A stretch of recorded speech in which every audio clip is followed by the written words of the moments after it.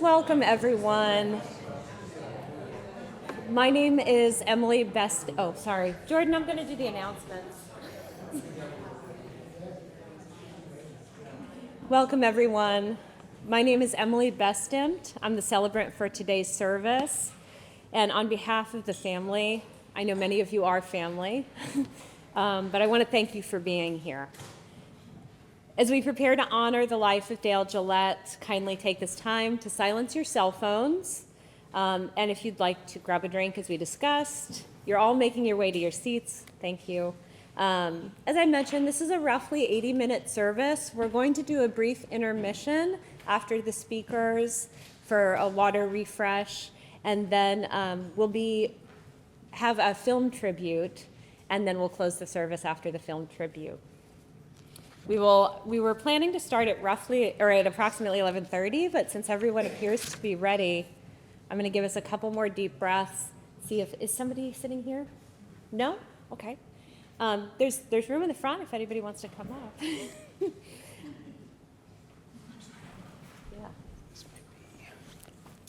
There we go.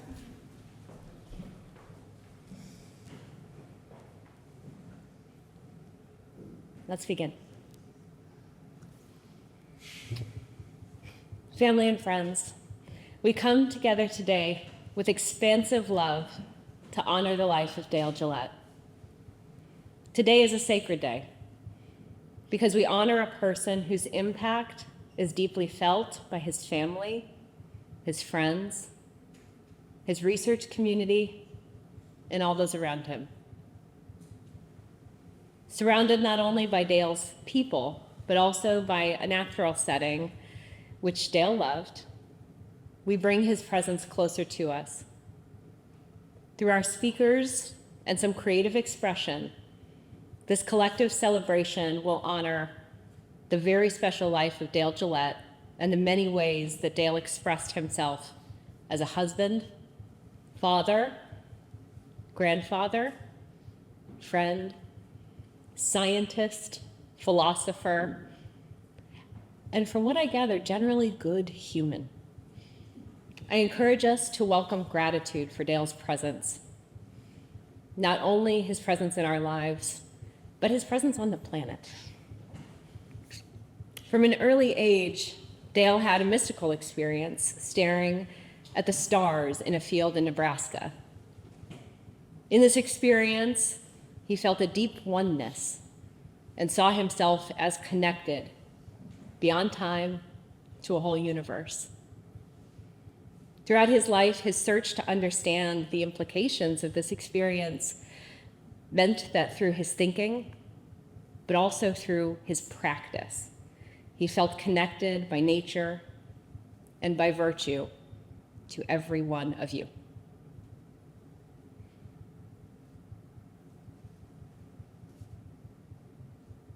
I hope today, as we hear from loved ones and watch a film tribute about Dale, we open ourselves up, as Dale did, to noticing the ways that we are connected by nature, by being here together, by interests, and today by the man himself. Let that sense of togetherness soften us to all the things that come with acknowledging Dale's life and Dale's loss.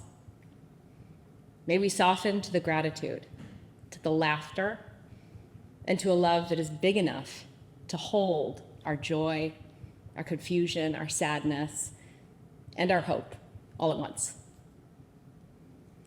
The transitions of the last couple of months, perhaps more accurately, the last couple of decades, have not been easy on Dale's family.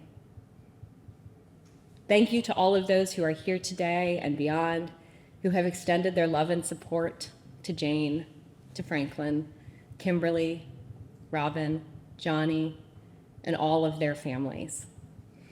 Our hearts are with you. May the kindness that Dale extended in his life be returned to you. As we share stories of Dale's explorations of mind and matter, as well as divinity and humanity, down to the smallest particle. We honor the family, career, and community that he crafted with kind ambition, warm affection, and a whistle. Okay, so let's talk about Dale. Dale's life, admittedly happy and full, raised in Nebraska by his parents, Francis and Julia, he demonstrated deep curiosity and a love of science from an early age. For example, before high school, he'd built his own telescope, as one does. And as he got older, his career and his research stretched across universities and across the world. He lived in Colorado, North Carolina, Paris, and worked at the National Center for Atmospheric Research, the National Oceanic, this always trips me up, sorry. The National Oceanic and Atmospheric Administration, and retired from the Environmental Protection Agency in the Research Triangle Park. His research helped establish the aeolian processes and fields of research within environmental science. This dune buggy loving mystic was kind of a big deal. It was important to him to connect with his purpose and his capabilities and to do right by the earth and others as a way of fulfilling his and all of our highest calling. His humble clarity didn't seem to result in answers so much as to light the path needed to continue his search for good conversation, good movies, and the nature of divine presence in all of creation and thought. When I put it that way, it would be easy to imagine someone who would set themselves apart or overindulge in pretentious rhetoric, but not Dale. Dale simply loved life. He was interested in all humans, our thoughts, our quirky habits. He loved Leon Redbone, walking in nature with Jane, and a good egg fight. He wanted to laugh with anyone who had a good story or perspective to share, and hoped that what he did in his life mattered, not to an elite academic community, but to every person who'd ever done the hard work of being human in a world that, fair or not, requires our participation. He met Jane, the light of his life, when they were both working at the University of Colorado. They were drawn to each other and deeply in love during their decades of marriage. Together, each having children from previous marriages and eventually one together, they crafted a family and a lifestyle that ensured a full house for their children, neighborhood children, friends, and ideas. As they grew and their children formed their own families, each individual knew that Dale and Jane were a safe place. Each family member shapes the story of their family, just as Dale's presence shapes part of ours. Dale's ability to be present with those he loved has sometimes been challenged over the last 20 years by the conditions of his Alzheimer's. Nonetheless, he showed up how and when he could, curious, laughing, and sometimes singing. Supported by Jane, his family, his caregivers, Mark, Alex, and Haley, and friends over the years, Dale continued to love and to find joy, thanks to his inexhaustible spirit and the community of love around him. At this time, I'd like to invite up Kimberly Halpay, Dale's stepdaughter, to share a few words.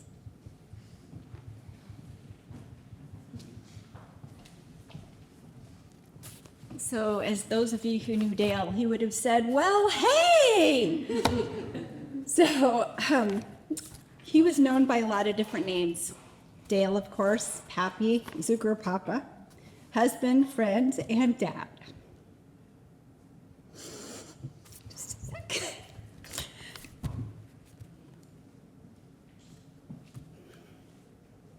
Even though he was not my biological father, He was my safe, supportive, and unconditionally loving father. I didn't think I would break down. I first met him when I was 11, and I wasn't too happy about sharing my mom with a new guy and my little stepbrother, otherwise known as Denny Carbus, now Franklin. But I would come to find out that Dale was the best gift that my mom and brother and I could ever have had. I made a couple lists of the type of father he was to give you an idea to the inside life in our home. Dale was a firm boundary father. One of my first experiences that's always stuck in my head, I was being really sassy at age 12 at the table, and he stood up with all of us around the table and he slammed his hands on the table and he said, "Don't you ever talk to your mother like that again." And it scared me, and I ran into my room and locked the door, and I didn't eat dinner that night. But I'll tell you what, I never disrespected my mom again. So he set the boundary early on, what was tolerated and what wasn't. He also told me in the 80s that it wasn't appropriate to wear my thong-back leotard to the dinner table. So he taught us respect and what was appropriate and what wasn't. And being a stepmother myself, I know that can be really hard to do. Dale was a loving father. And one of my favorite stories about that, how he loved me well, in high school, I was out with my boyfriend, who I didn't know had gotten high and had marijuana stashed in his glove box. And we went to a gas station so I could use the bathroom, and a cop came up and was frisking my boyfriend and had him handcuffed against the car when I came out of the restroom. And I thought, oh no. And I started walking towards home, and the cops picked me up. Well, they called him, and he came and got me at 12 a.m. And instead of giving me a tongue lashing or being angry, he laughed about it. And he said, "Well, you didn't know they were high and you had nothing to do with it, and that was the end of it." And I thought, wow, he really loves me because I really didn't know. And it could have gone another way. One of the things he did to love me well when I got married to my first husband, I really had a dream of having a harp and a cello played at my wedding. And he made it happen. He came up with the money and helped me find them. One of the things he did to love us well is he gave my mom time and money to come out for all the births of my children, to help me when I needed it. Dale was a providing father and a sheltering father. There was a time in my life when I really needed a car that could fit my 4 children and myself, and he and mom bought me a new van. They gave me money for household things, to run electricity up to our home so we could have running water. They provided wisdom, support, and advice when needed. And both of them sheltered my children and I when we needed a safe place to stay and harbor. Dale was a joyful father. Everybody that knew him could recognize his booming laugh, his whistling, his smile, and you could never walk in a room without him lighting up and saying, "Well, hey, good to see you." And I can't say it as well as Johnny, but he's known by that. He was always happy. And the last 3 years when I would come to visit him at Mark's house, the joy came out, and he would whistle, and he would laugh, and he would smile, and he never lost that loving person that he was inside. He was an affectionate father. In the last 3 years, one of my favorite memories was running my hair through his white silky locks, and he would go, "Oh, that feels good." And he would just love that. He loved to be touched, he loved to hug, and he loved to snuggle. And I just remember feeling safe in his arms when he would hug me. And I married a man that's built like him, tall, and I love hugging him. It reminds me of Dale every time. Dale was a playful father. One of my favorite memories at Mark's house, Mark had gotten Dale some drumsticks, and I played this song, "A Boom Chicka Rock a Boom," and Dale kind of got into it, and he grabbed a drumstick and he started sword fighting with me in the nursing home. And it was really fun, and just to see that playful side of him come out was such a joy. As his mind was deteriorating with the Alzheimer's, he always kept me on my toes laughing because he would come up with these fantastical stories. One of my favorite was that he studied migratory birds around the world. And another one he told me one day was that he was a professional beekeeper. And I would just go, really? That's so interesting. I didn't know that about you. And he was a really loving, playful pappy to my children, and I'll let two of my children that are present share their memories of him. And I'm going to close with this. Hopefully all of you have seen the Sound of Music movie, and you know how she's singing, "These are a few of my favorite things," and she goes into this list.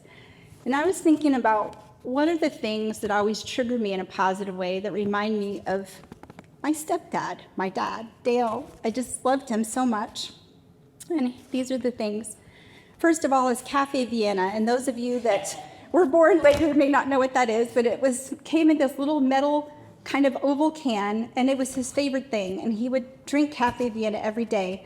And our garage was filled with Cafe Vienna cans, filled with all sorts of things, nuts, bolts, nails, screws. Another thing that reminds me of him is white sand. Those of you that may not know, he used our garage when I was growing up as a scientific experiment for wind tunnel with white sand. And there was white sand everywhere. So I think of him. He always used to have a pocket on his shirt, and he would put pins in his pocket, and he would have this protective sleeve. So whenever I see men with a pin in his shirt, I think of him. He had it was called a Gillette, and I don't know if most of you know what that is, but it was a vest that he got, and it had pockets everywhere. It's kind of like a fishing vest, but not. But that was his man purse, and he was so proud of it, and he loved to wear his Gillette every time he went out.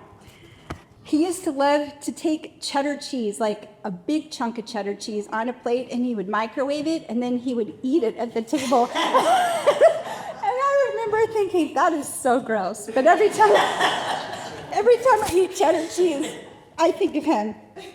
Anytime I hear someone whistling, it definitely makes me turn my head, and I sometimes think I'm going to see him. Booming laughter. The actor Wallace Shawn, who was in one of his favorite movies, My Dinner with Andre, every time I see that actor, I think of Dale. Anytime I see soft, silky white hair on an old man, I think of him. One of the things that is endearing to me, we had all these computer cards from when the computers were the size of this room. And because he lived the environment, he would never throw anything away. So we had boxes and boxes, and he would take them and write on the back side all the notes. So anytime I've seen an old computer card with the little holes, I think of him because he recycled all of those till he ran out. And the last thing is whenever I eat ginger snap cookies, I think of him. So I made some for you all to sample. It was his favorite cookie, and he'd always ask me to make them during Christmas. So I made his favorite recipe, but ginger snaps are his thing. So thank you. You can clap.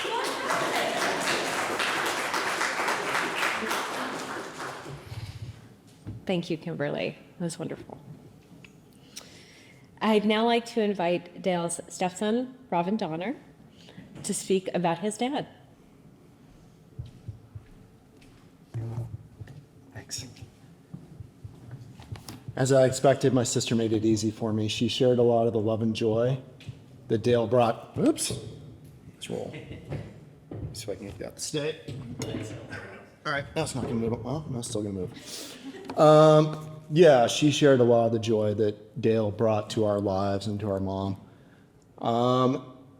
Unfortunately, I think Kim was able to accept him a lot quicker than I was, since we, sort of went through some cycles of in and out of people being in our lives. And it took me a long time to understand the value and the love and the stability that he brought to my life.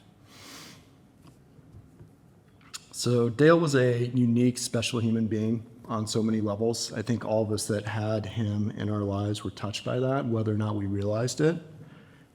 He was one of the most spiritual and also one of the most grounded people I have known in my life. And I've traveled quite a bit, so that sticks with me, that the person I had at home was special in a way that I just couldn't find anywhere else in the world. He has provided me personally with a stability and a love that helped me weather the storms of life. He gave me guidance on how to be, how to behave, and I'm still aspiring to reach that level that I saw in him every day.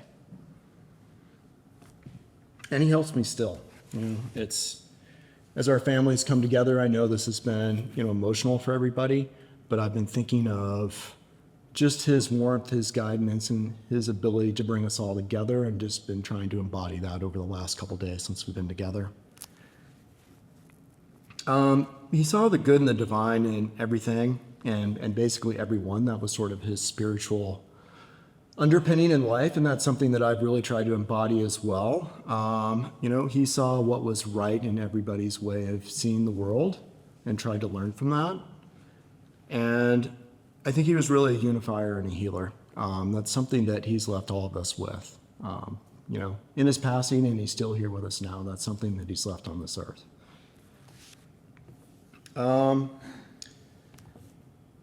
would say his beauty and his humanity and his soul will live in all of us going forward. So I kept it a little bit brief. I knew my sister would cover a lot of the loving stories that he had in our lives, and I kept it pretty short. So thank you all for coming, and we will all here in this room appreciate that you're here.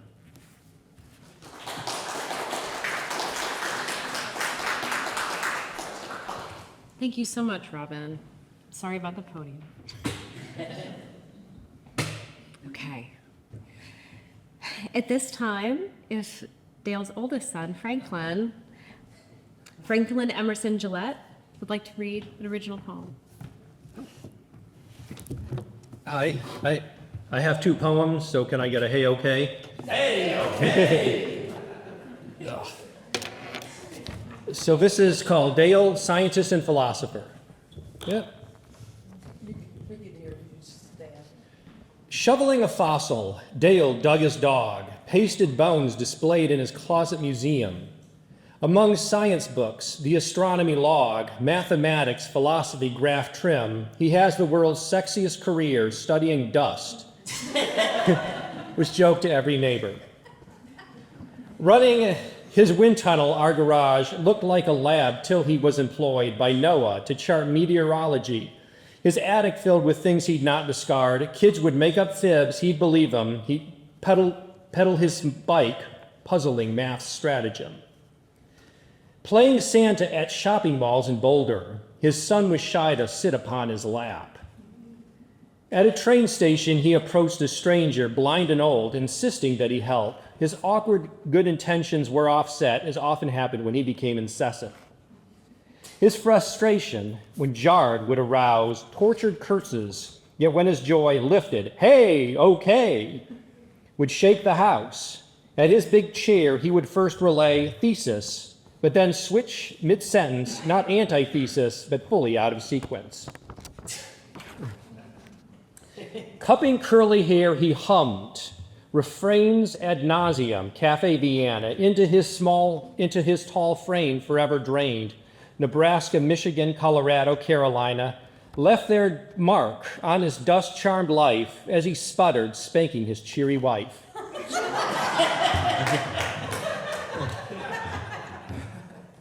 His hair slowly patched from gray into white, light as a snowy owl's. Tiring of dusty bureaucratic parley, he retired for Panantheus articles. Dale's finished digging. Instead, he's blowing his wedding ring on fingertips while humming. And I have one more. Here it is. The agricultural chessboard of Nebraska bakes. Oars break sky. A rowboat zigzags cornfields hidden on a creek where my father Dale, as a boy, would call to crows, "Hello, my brothers." Once he found one helpless, and his small hands carried it to his room in Lincoln. There his pet slapped claws, racing from science books to mementos. Dale used his tiny earnings to buy seeds and nursed it till it grew as vibrant as confetti. Decades later, we drove the plants. Pointing out firework venues, he'd say, "I once saw one burning, sparkling the sky." At Omaha Museum, an art student becomes mesmerized by words running sidelong. Freedom is bondage, perfection is flawed, black is white. A red room's nearby, colored like the fireworks venue aflame. I bought art books to show my father, who still salutes the crows while they rest upon the cottonwoods before flying wheat fields. Thank you very much.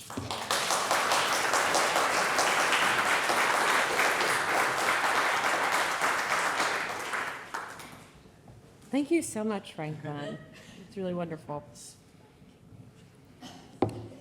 Dale's granddaughter, Jessica Earlbeck, sorry, say your full name, would also like to share some memories of Dale.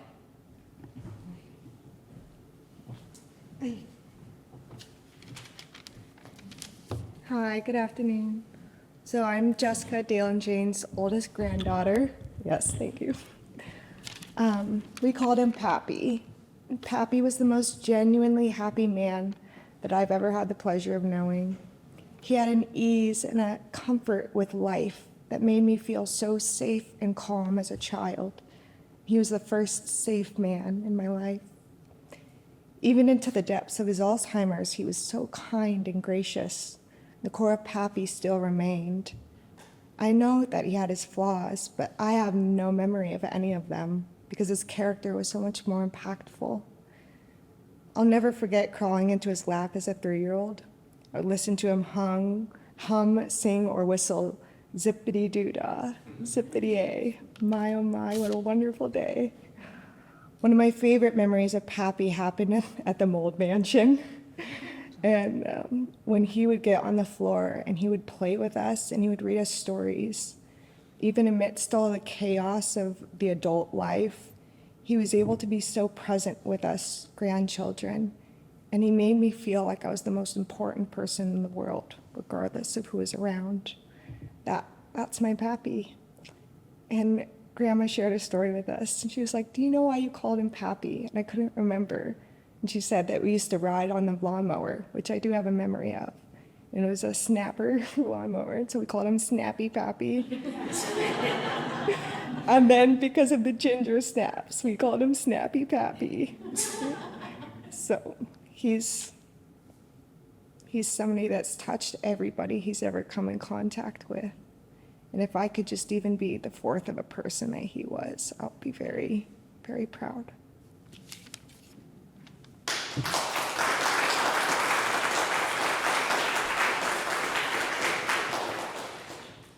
Thank you so much, Jessica. If Christopher Earlbeck, Dale's grandson, would now join us.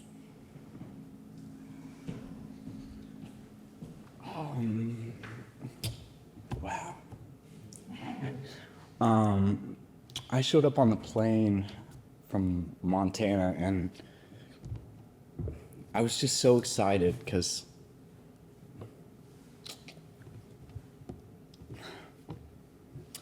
Dale, or Pappy as I know him, I mean, he's just like permanently imprinted on my heart.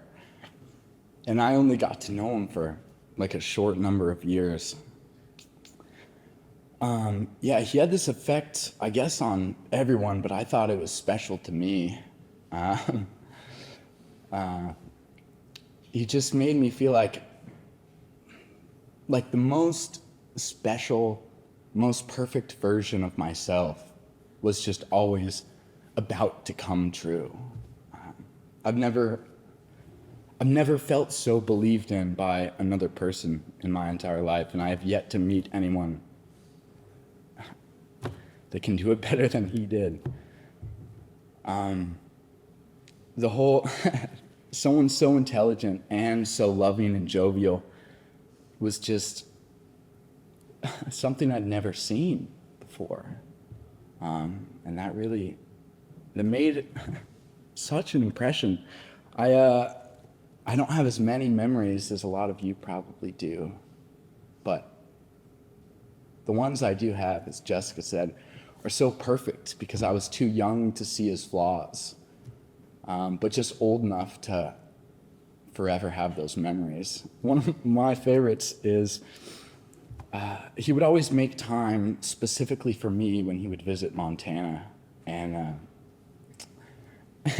and one of the best ones was we went out to this movie, and as some of you may know, he spoke a fair amount of languages, and we went to this movie about the Chernobyl accident, and it was kind of a thriller. And he was there just laughing and correcting their Russian, and just like kind of tapping me on the chest, and with his booming laughter, got so many people in the theater upset who were trying to take this movie seriously. And he just reminded me not to take it so seriously. He goes, "This is, after all, not historically accurate." And it's just that kind of attitude that I try to keep with me as much as I can, because he just carried with him, just this joy of living that I hope I exude sometimes. And the best thing is he was such a big man, and anyone I had known previously, I would be around them and they would make me feel so small. And it just made me, I don't know, like as if I needed to shrink. But he made me feel so small but so significant at the same time. When he walked into the room, the "Hey, okay," it was instead of a "Here I am," it was a "There you are" mentality. And that, I will forever miss that. And I'm just glad to have known him. That's it. As Dale shared himself in this film, he lived a happy and full life. That doesn't mean it wasn't without failures or illness or challenges. But Dale believed that each of us have a choice.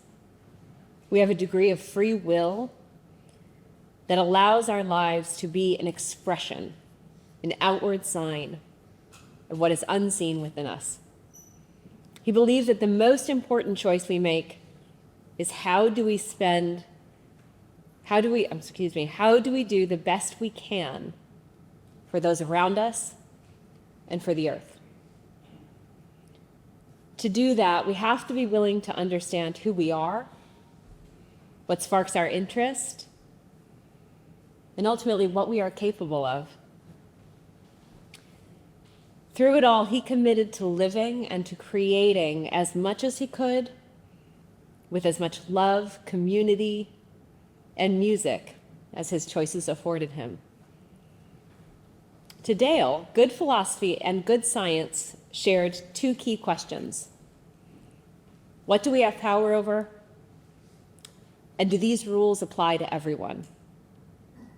He believed that it is our duty to make a decision about what we are going to do with our abilities and our circumstances, to serve in a way that ensures a good life for others and to do no harm.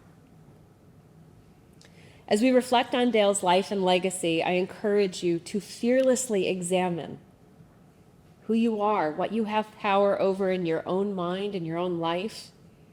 Move toward what you love, what fires you up. For you, it may not be Spinoza and particle science, but in our own exploration of life, let us confront what we fear. Let us notice without judgment that life keeps moving.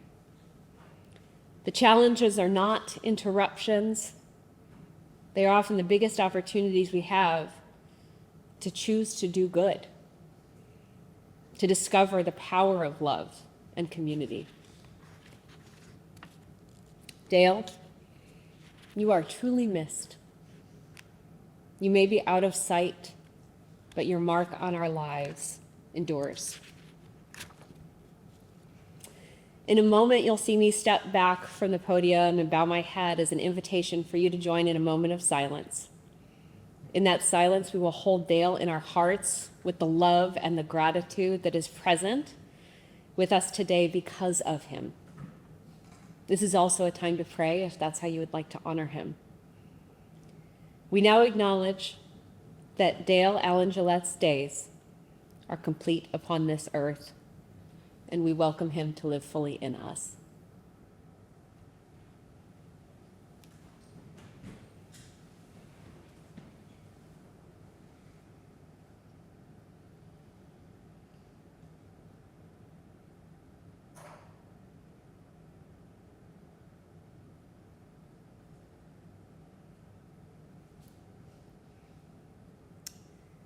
Dale left us with a lot of knowledge and a lot of wisdom. He saw himself as part of a whole, not just part of the stars, but part of all humanity, and of generations past and future. My hope is that some of the happiness he found in his search for love, truth, ethics, beauty, and that operating forces of the universe resonates with you as you sort through this season of your own life. This time of transition brings challenges for Dale's family and for all those fortunate enough to be touched by his kindness. So share stories, send a text message, sing a song, go on adventures together. Know that the best way to honor a feeling of absence could be to be that presence of love for each other. Leave no doubt in the minds of those around you that you're part of the same team, connected by something bigger, but also seen in the small moments. I hope that in the days ahead, you'll lean on Dale's humble, principled search for understanding, his confidence that it's okay to not know something, and then take joy in discovering. He believed that each one of you has the abilities and circumstances that provide a special opportunity to serve one another. Pursue it. Let the love that Dale offers live in your memories, in your legacy of hope, and in discovering, be his enduring presence. Go in peace. Thank you for celebrating with us. This concludes our service. The room is available until 2 o'clock. We hope that you will take this time to share more stories and memories. Have a ginger snap. And enjoy the company until then. Thank you.